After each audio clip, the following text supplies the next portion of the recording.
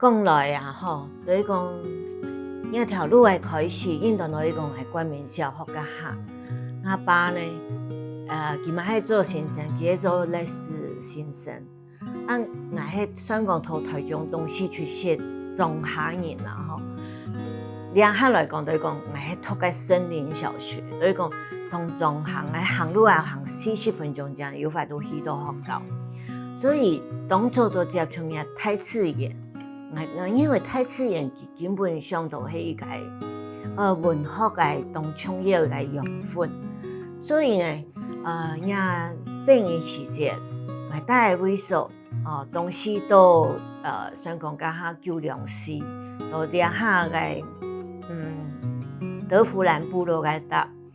柏林也个讲伊去唱国关啦吼，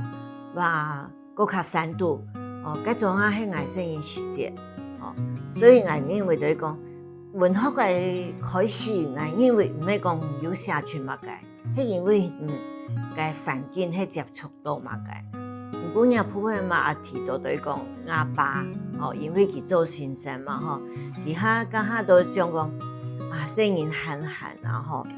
都屋卡一般有摘土啦，摘嘛嘅天秀閒呢。都哪一本書我看到一個唐詩300首，好像也部分有讀第時通唔是該另外一回事啦吼。不過就是講，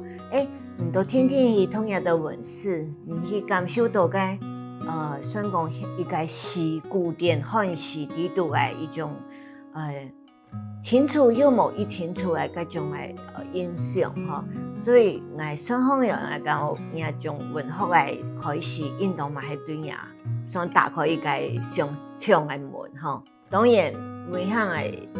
來讀新竹師專家下，讀到莊亞洲老師嘅我係體界嘅怪文先生，家下都開始想講作文課，加個題目，從下嘛係想講按樣寫好啊，都是值得去想講。參加竹師青年文藝獎就一個學校嘅文藝獎，冇想到參加小說、參加童詩、參加散文，總下其實係作文課嘅個作業重要抄嚟那去都得獎啦也嘛係我講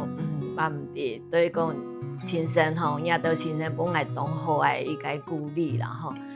每項其實我請每講寫現代詩，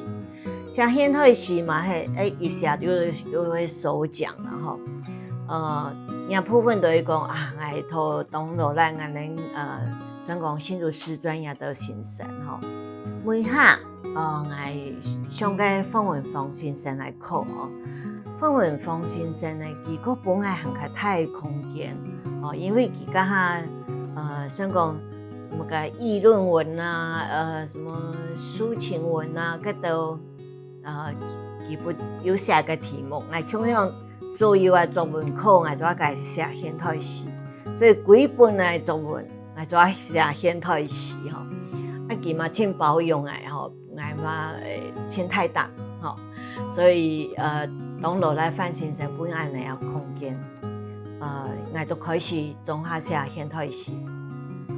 所以我想我係當有福氣嘅人讀學校要每下出來社會我總下要讀到文學嘅貴人